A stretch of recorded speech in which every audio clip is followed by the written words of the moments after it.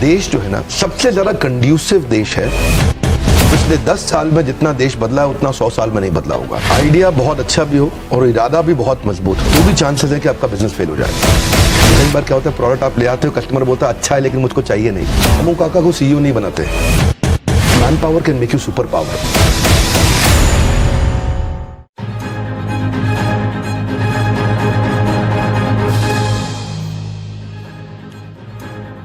Hello and welcome to startup nation. आपके साथ मैं हूं विपिन भट्ट। स्टार्टअप नेशन के वीकेंड एडिशन में आपका स्वागत है। आज स्टार्टअप नेशन में आपके लिए कुछ स्पेशल है, कुछ खास।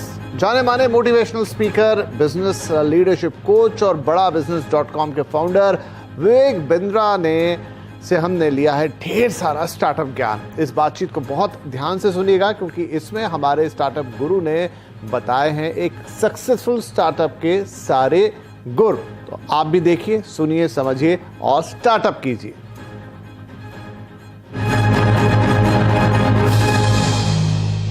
स्वागत कीजिए मेरे साथ डॉक्टर विवेक बिंद्रा का। सर बहुत स्वागत है आपका and we are really happy to have you on the startup nation.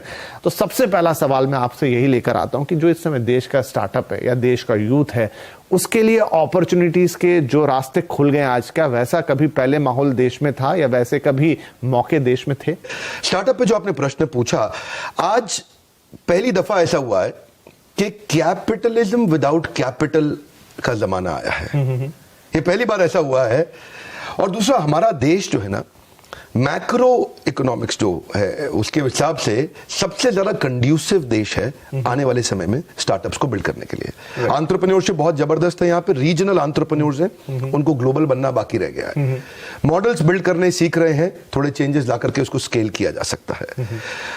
जो पहले माहौल हुआ करता था उससे आज पिछले 10 साल में जितना देश बदला है उतना 100 साल में नहीं बदला होगा। राइट। स्टार्टअप्स के लिए बहुत कंड्यूसिव समय है सब। एक अच्छा आइडिया ज्यादा जरूरी है या एक मजबूत इरादा? क्योंकि बहुत सारे अच्छे आइडिया बिना इरादे के दम तोड़ देते हैं। एक्चुअली अगर मैं फंडामेंटली इसको आंसर करूं, आइडिया बहुत अच्छा भी हो और इरादा भी बहुत मजबूत हो तो भी चांसेस है कि आपका बिजनेस फेल हो जाए। ओके।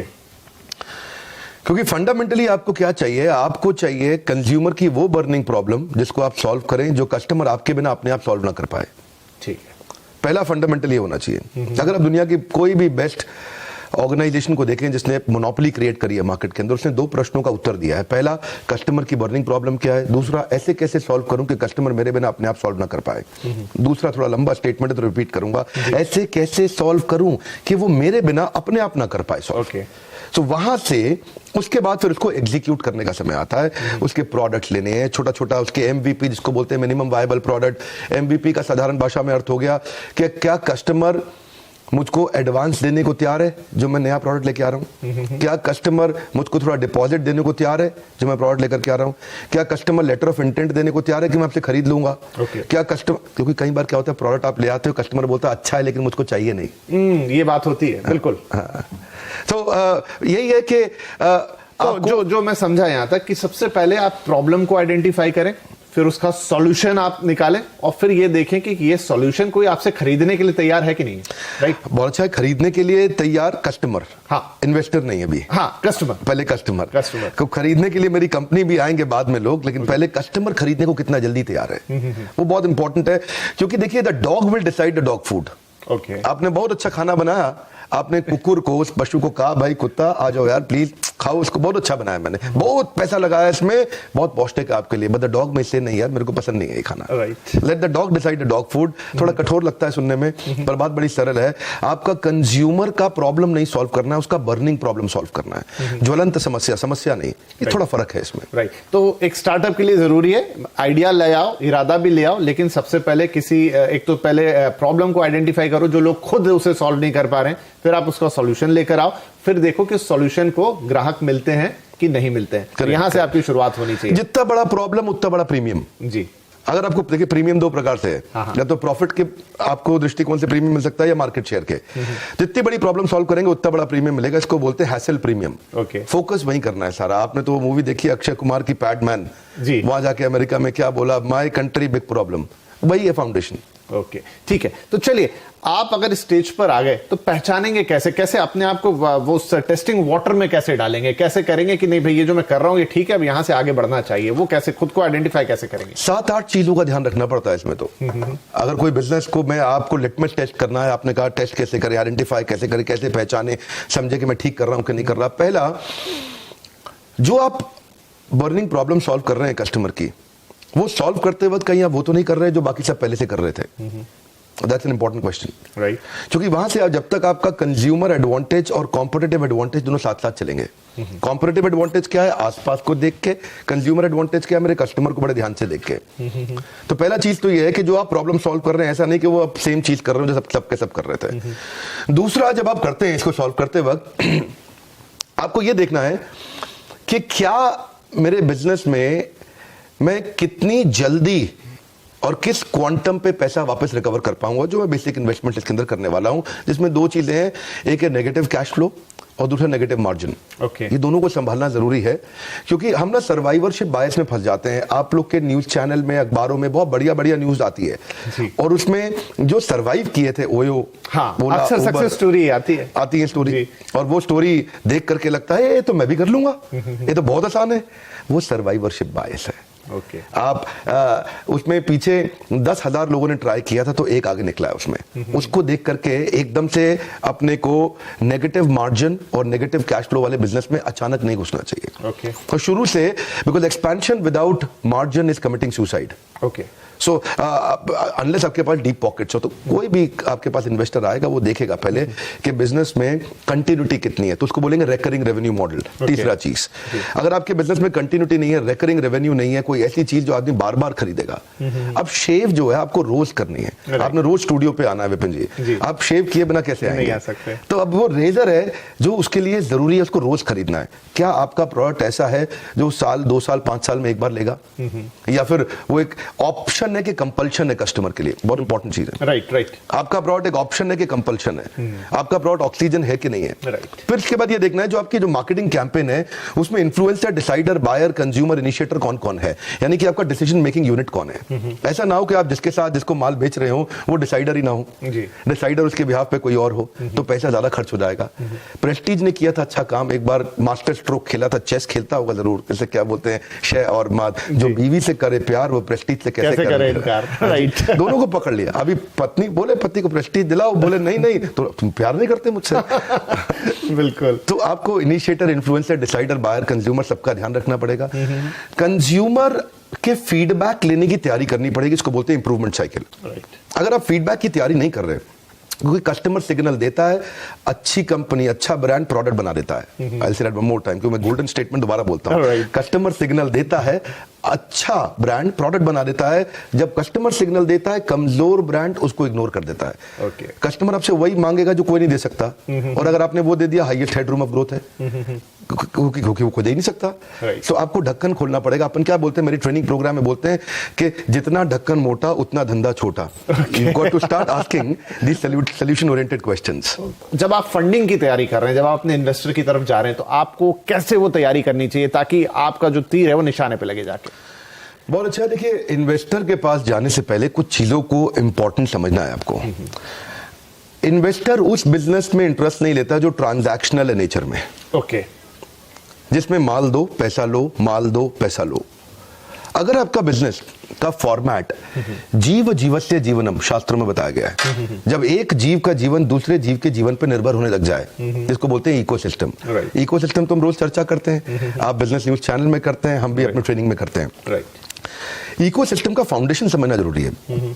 फाउंडेशन है एक जीव का जीवन दूसरे जीव के जीवन पे निर्भर कैसे करे, ताकि सब लोग इकट्ठे मिलकर उसको इवॉल्व करें। दुनिया की 10 सबसे बड़ी कंपनी में से अगर आपने 5 उठा ले, अल्फाबेट मतलब गूगल, प्रोजेक्ट नहीं है, प्लेटफॉर्म है। माइक्रोसॉफ्ट प्रोजेक्ट नहीं है, प्लेटफॉर्म है। एप्पल का iOS प्रोजेक्ट नहीं है, प्लेटफॉर्म है।